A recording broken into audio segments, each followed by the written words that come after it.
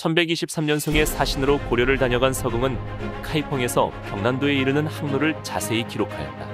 서궁의 기록은 12세기의 황해 사단 항로를 밝히는데 매우 중요한 역할을 하였다. 항로뿐 아니라 고려가 중국의 사신이나 상인들이 머물 수 있도록 만든 정에 대한 기록도 남겼다.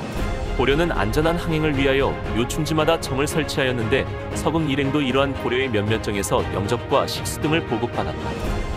중국도 마찬가지입니다. 고려 사신들이 가면은 고려 사신들이 머물 수 있는 공간을 만들어 주거든요. 그런 데를 고려정이라고 불렀습니다. 그게 이제 관이 아니라 정인 이유는 대체로 정자 형태를 띠고 있어요. 서궁도 고려에 와서 몇 군데 정에 들르는데 세 군데 들르거든요. 근데 그것도 정으로 되어 있습니다. 그리고 실제 거기서 잠은 자지 않아요. 환영식을 하고 다시 배로 돌아오는 형태입니다. 고려동에 기록된 게 4개가 있습니다. 일단 첫 번째는 흑산도에 관이 있었다고 하는데 거기는 이제 서궁은 들르지 않습니다.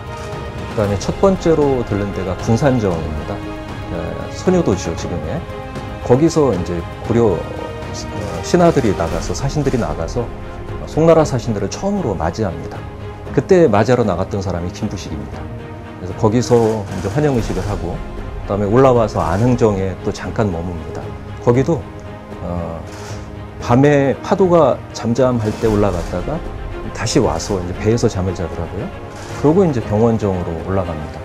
경원정은 산에 의지하여 관사를 지었는데 방해 경원정이라고 하였다. 경원정 곁에는 막집 수십 칸을 지었고 주민들이 사는 초가집도 많다. 고려시대 송나라에 사신 서궁이 올라왔던 물길도 이 물길이었겠고요. 고려도경에 보면 서궁이 영종도에 내려서 제물사라는 절에 들러서 경원정에서 제물사라는 절에서 송밀의 위패에 제사를 지냈다는 기록이 나옵니다. 그리고 이제 경원정에 관련된 기록이 나오는데 아마도 경원정이 이 근방 어딘가에 있었을 것으로 추정이 됩니다. 경원정의 위치를 찾기 위해서는 군산정과 안흥정의 특징을 살펴보는 것이다. 두 정의 특징은 바다와 아주 가까우며 모두 시 모양의 만 안쪽에 위치한다. 이는 배를 정박하고 채선으로 이동하기 편한 곳이다. 아울러 수군진이 정의 맞은편에 위치하여 유사시 사신의 방어에도 효과적이다. 군산정과 안흥정이 수군진 맞은편에 위치하였다는 것은 경원정도 이와 같을 확률이 매우 높은 것이다. 또 고려시대에 서궁이 머물렀던 군산정이나 안흥정을 보면 지금 군산정인 선유도나 안흥정으로 위치된 마도에 보면 전부 C자형 만을 이루고 있는 곳에 정이 있었습니다. 일제시대까지만 해도 이곳 구배터에서 이곳 앞에까지는 똑같이 C자형의 형태로 배가 들어오는 만을 이루고 있었습니다. 그러한 것을 여러 가지 비교해 볼 때 경원정으로서 가장 합당한 곳이라고 생각이 됩니다. 신고려 도경 탐사팀은 고려시대 제물사와 경원정의 위치를 찾기 위해 고려도경을 바탕으로 1912년 일제시대 지도와 공항이 들어서기 전 80년대 지도, 현재 모습이 담긴 지도와 위성 지도를 비교하고 합쳐서 위치를 추정해봤다. 지도를 살펴보면 구 배터는 섬이었다. 이 섬과 중산동 일대는 C자형의 만을 이루고 있다. 이는 대일항쟁기에 작성된 지도에서도 알 수 있다. 수군진과 가까운 이 부근에 경원정이 위치하였을 가능성이 높다. 하늘도시 30호 공원입니다. 이곳은 구 배터에서 자동차로 약 3분에서 4분 거리에 있는 곳인데요. 이것은 약간 높은 경사가 완만히 구름을 이루고 있는 곳입니다. 경난도로 갈 때 경원정에서 정박을 했었는데요.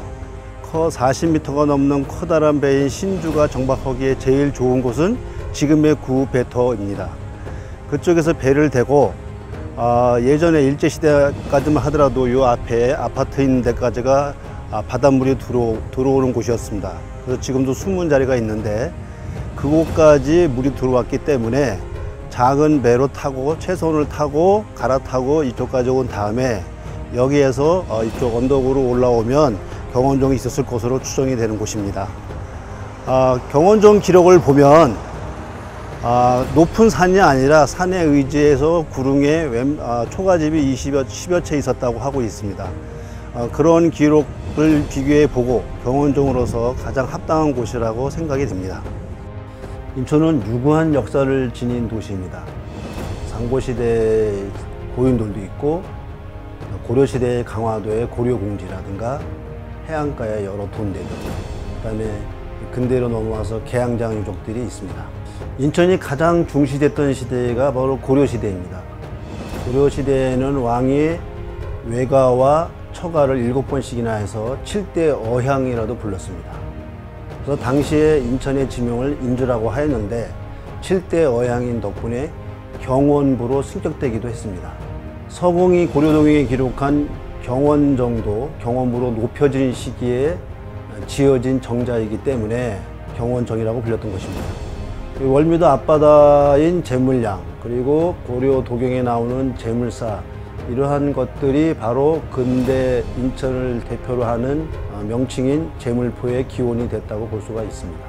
경원정과 제물사를 복원하는 것은 항구도시로만 알려진 인천을 문화도시 인천으로 알리는 데 중요한 역사적 유적이기 때문이기도 하며, 이러한 것을 복원하는 것이야말로 인천의 역사의 정체성을 높이는 일이고 인천을 보다 문화도시 인천스럽게 만드는 일이라고 여기기 때문입니다.